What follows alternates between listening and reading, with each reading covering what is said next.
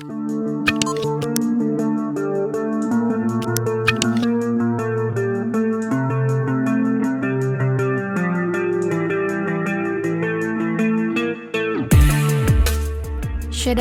beredar video memperlihatkan kondisi helikopter Rusia yang hancur dan remuk.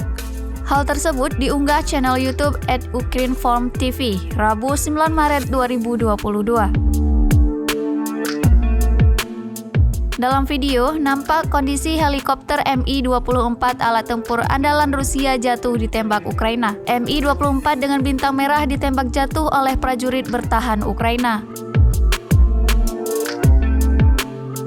Disebutkan lokasinya berada di Nikolaev atau Mykolaiv, Ukraina. Seperti diketahui, 2 minggu setelah menyatakan invasi, Rusia terus-menerus menggempur senjata. Meski demikian, Ukraina tetap bertahan dengan melawan.